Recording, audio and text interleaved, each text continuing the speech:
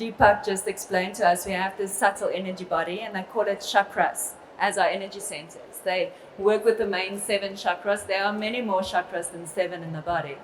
They work with the main 7 chakras. In the West, you can call them glands. In the West, the understanding has grown around the glands being our energy centers, and they really are inseparable. The chakras is sort of the most physical part of our energy body. It's the wiring that connects with our physical body.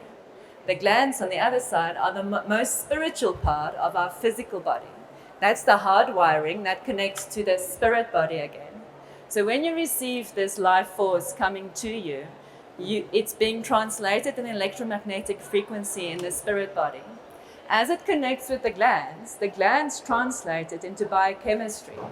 So you can imagine if you're sitting with glands that's congested, or it is malfunctioning because it's genetically malfunctioning, or your lifestyle has attributed to it being congested to the place where it now receives a message, but it actually can't translate it fully.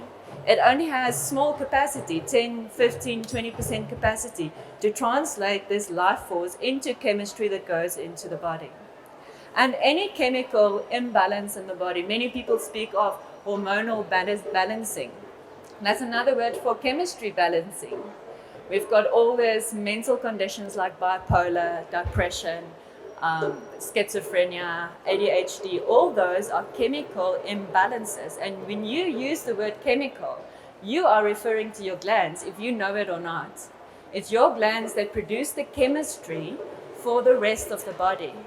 There are other organs in the body that produce chemistry, but they produce chemistry for themselves. Like the stomach would produce chemistry for the digestive process. The liver would produce chemistry for the liver functioning. But the endocrine system, our 7 major glands, produce chemistry that goes into the bloodstream and actually governs the body. So there's the relationship between the chakras on the one end, the glands in the center, and then the glands either govern an organ or a system. Either one of the two. It governs an organ or a system. So I'm quickly going to run through them so you can get the bigger picture. If we look at our crown chakra, that's the first chakra, it's connected to our pituitary gland. The pituitary gland is connected to our hypothalamus. Some schools of thought think it's the hypothalamus, the brain, that instructs the pituitary gland, but we tend to think it's the pea-sized pituitary gland that actually instructs the hypothalamus, which is the whole body if you think about it. The pituitary gland also produces the hormones that is instructing the other glands what to do. Without the thyroid stimulating hormone, the thyroid won't produce any chemistry, and the pituitary gland produces the thyroid stimulating hormone. Our next one would be our pineal gland. It's a little bit further back in the head, eyebrow height. It's our vision gland. It's our third eye chakra. It's not just our sight in the third dimension, it's also in our dream space. It's our vision gland. It's quite the spiritual gland. And that's also got to do with a lot of hormone producing like melatonin, which regulates your sleep patterns. And without sleep, you will lack energy, right? So indirectly, it's one of your huge energy centers just there. Then we've got our thyroid gland, throat chakra.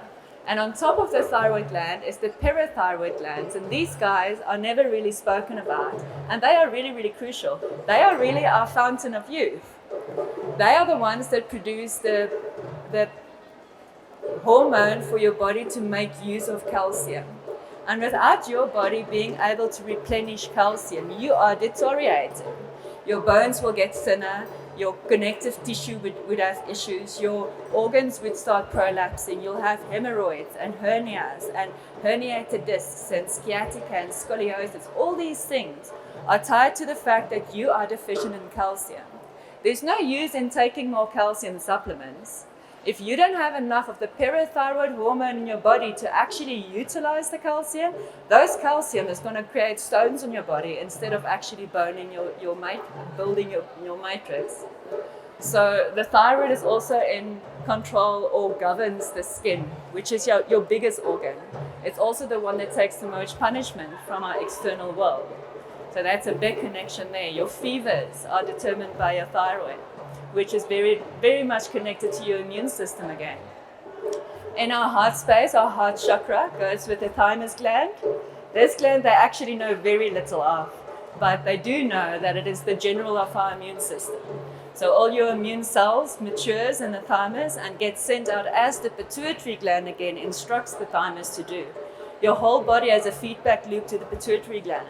So it's the pituitary gland that does the calculations and sends the instructions that needs to happen. This happens for ovulation, for procreation. It happens for the thyroid, as I mentioned, for the immune system.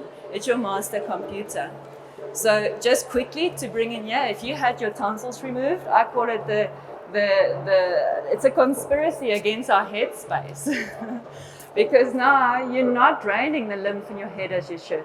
Now you're sitting with way more congested pituitary and pineal gland, which is your two most important glands to experience a full experience on this planet. So it's a huge thing to compensate for if you have lost your tonsils. Next one is our solar plexus chakra, which is digestion of life, right? So that's connected to our pancreas, and our pancreas is all about the digestive system. It's got an exocrine part and an endocrine part, but playing a huge role in many parts of your body. Next one is your sacral chakra. This is your procreation. It's your ovaries and your testes. It can't work without the adrenals and the pituitary. It's this beautiful trio between these three. But it very much determines the sexuality of your personality. There's many aspects to your personality, sexuality being one of them. And the sacral chakra and the ovaries and testes plays a big part in that. Then you have your root chakra, and that's connected to your adrenals. Adrenals is right on top of the kidneys, so the adrenals governs the kidneys. Many times people think they have kidney failure, but they actually have adrenal failure, and the adrenals doesn't instruct the kidneys correctly so that the kidneys can function as it should. So that gives you a bigger picture of how the glands really is our energy centers. Let's look at the chemistry that glands produce, just to give you an idea of how important this is. I'm going to touch on it. You can go very deep on each one of the following topics. Neurotransmitters produced by your adrenals, dopamine, adrenaline, noradrenaline. That's just the ones we know off the top of our head. Neurotransmitters are for the nervous system what the blood is for the circulatory system. Without our neurotransmitters, there is no flow to it. That's where the shakiness comes from when you're getting older. You actually lack neurotransmitters. Your adrenal function are too low. It's not producing enough neurotransmitters. So what do? We eat stimulating food and drinks so that we force the adrenals to produce more of this chemistry we need. So we ride our adrenals in the red the whole time. Coffee, meat, grain, starch, sugar, all of these are stimulating to the adrenals. So it's like driving your car in red, expecting it not to break. You know, sometime down the line, it's going to break. It's going to give in. It's going to go like, now I can't go anymore. And this is where Parkinson's and MS and all these start setting in, because you don't have enough neurotransmitters and your adrenals are way too low to start producing it for you. Next one is hormones. How extremely important is that? We all had a taste of hormones being out of whack.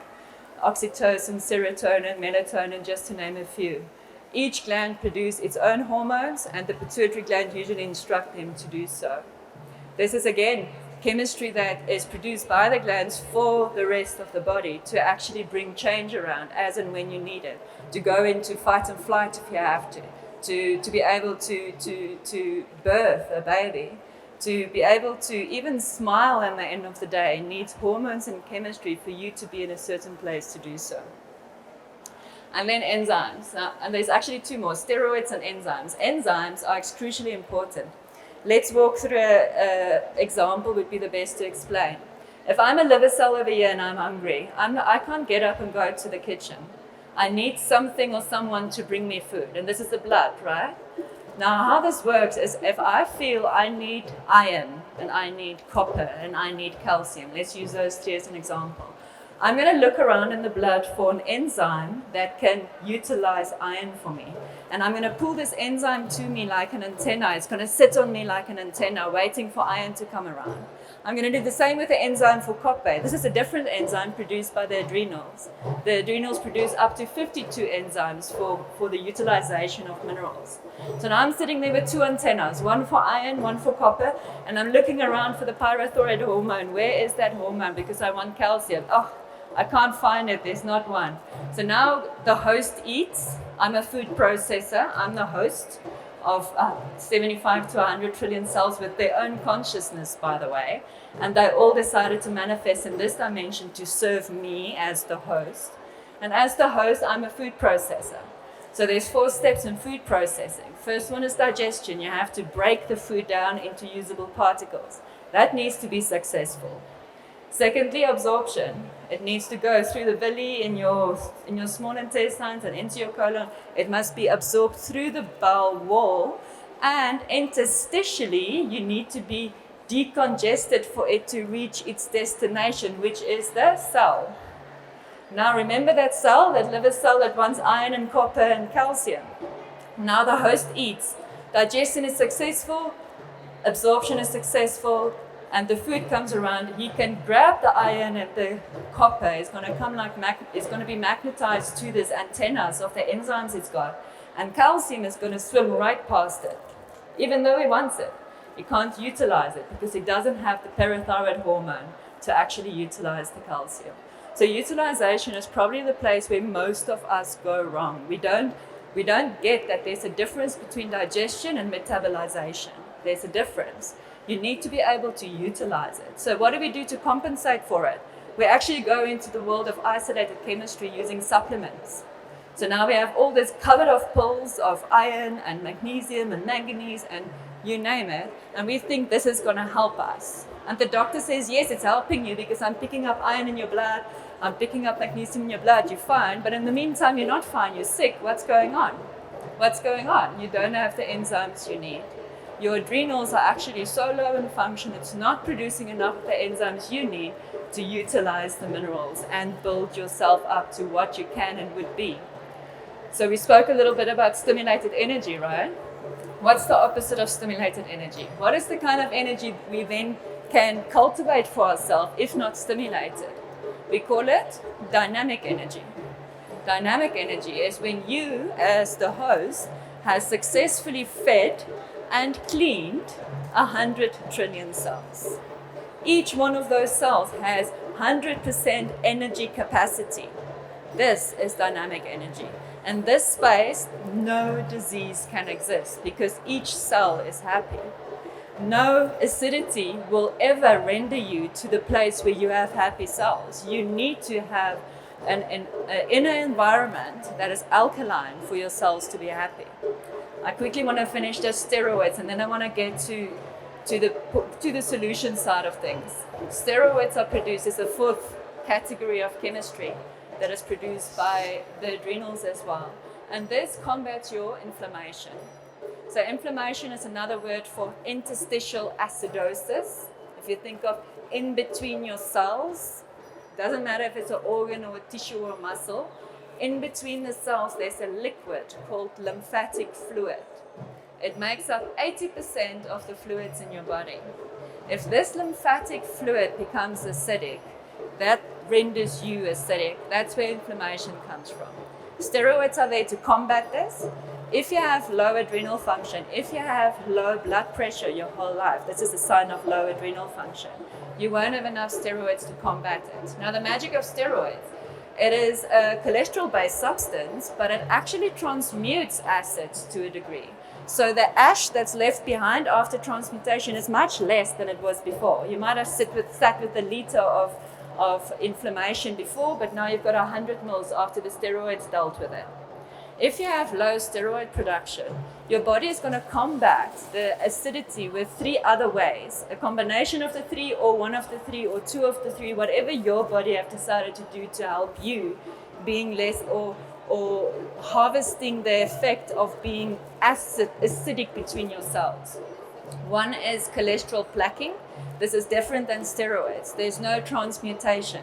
It's simply cholesterol packing itself around the acids or around your membranes to protect it from the acids. This congests your cavities. This is where high blood pressures come from.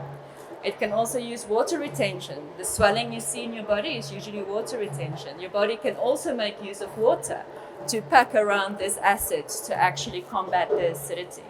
And the 4th one, which is such a scary one, especially if you're sitting with a parathyroid that's congested. Remember the parathyroid hormone that you need for calcium? The 4th one your body will use to protect yourself against acid is actually calcium leaching. So it leaches calcium from your bones, from your skin, from your connective tissue to combat the acids. If you're sitting with a parathyroid that's congested, you're not going to have the enzyme to build this calcium back, and your body is actually aging, they say. I don't believe in aging, I believe in weakening, you know.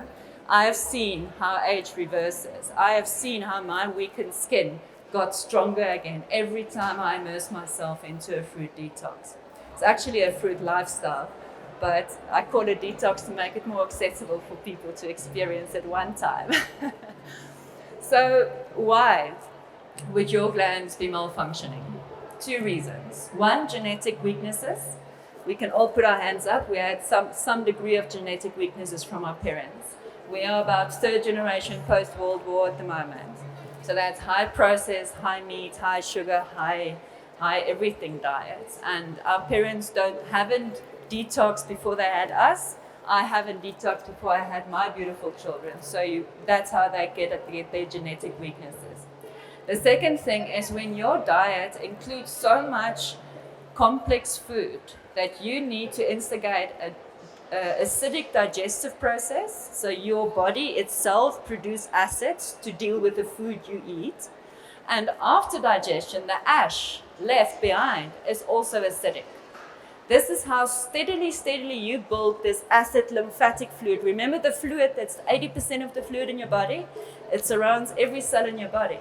This fluid now becomes more acidic and more acidic. Then it gets so acidic that your kidneys stop filtering and your skin stop filtering. This is your eliminative organs. So now what happens? Now your waste is staying the same. Every cell that eats produces waste. Every cell that eats produces waste. The lymphatic fluid is supposed to pick it up, very smoothly drop it out by the eliminative organs. But now the lymphatic fluid is becoming a sticky mass. That's the second level of congestion.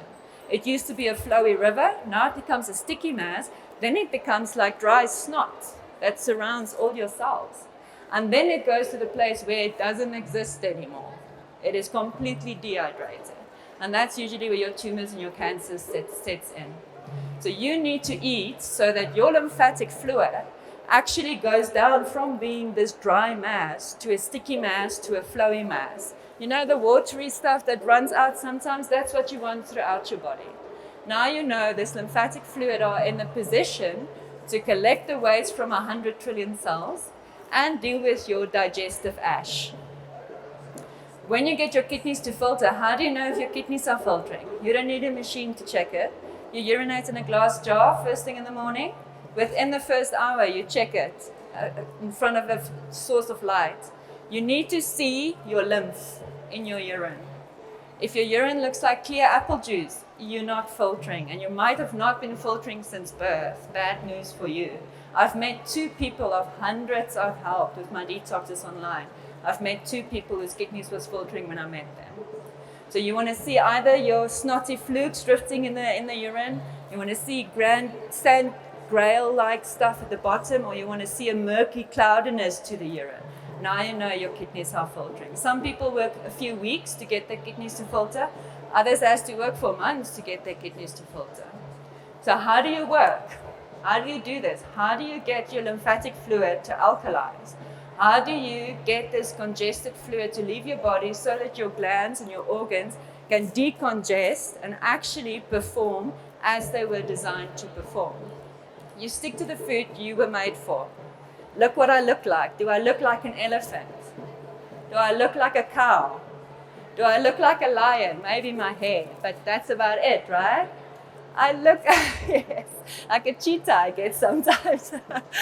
But we all look like monkeys, if we want to know it or not. We look like gorillas, we look like orangutans. And if you look at the anatomy, if you look at our anatomy, you look at the processing in the body, the amount of stomachs we have, the length of our intestines, this is what we were made of. It's just how we were designed. Like it or don't like it.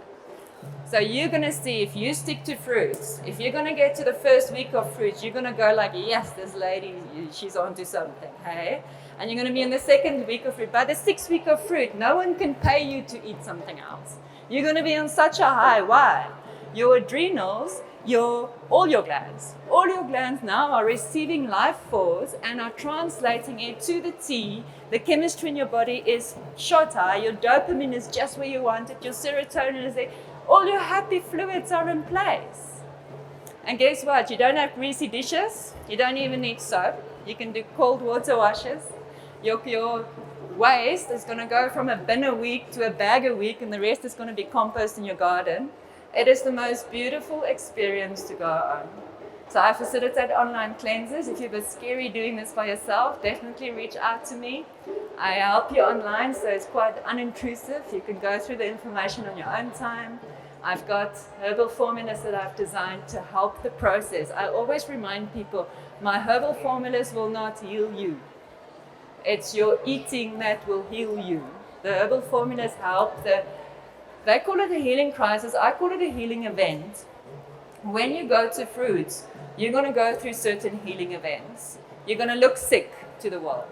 The doctor is going to want to give you antibiotics sometimes. Kind of like, you've got bladder infection, you need to get antibiotics. And you're going to like, no, it's my lymph that's moving. And my lymph is acidic. And acids burn. Have you had Coca-Cola and kept it in your mouth? It burns. So everywhere acid moves, it burns. So when you go into the place where your lymph now is actually transporting acids to your eliminative organs, you're going to feel it. Some people don't. I haven't had pain. But I facilitated detoxes for people that go through quite their handful of healing events. Hey? If you've had bladder infections your whole life, it's going to burn for a while before it stops burning. If you had old injuries, by the second or third month, your old injuries flares up to the point where you want to go for a surgery. You just like need an expert to go like, just calm down, just continue doing what you're doing. It's going to be a few weeks and you're going to be over it. So really do go home and eat more fruits, and then some warning around foods. Don't mix it with other foods. The moment you mix it with other foods, it ferments and it actually feeds the fungi in you. So keep it to itself. Eat melons completely by itself. Don't mix melons with other fruits. Eat your fruits by itself and see if you can do it 2 meals a day, fruit only. Get to that stage and then switch to fruits. You won't be sorry, and everyone can do it. It's quite accessible. Thank you for having me. It's lovely being here.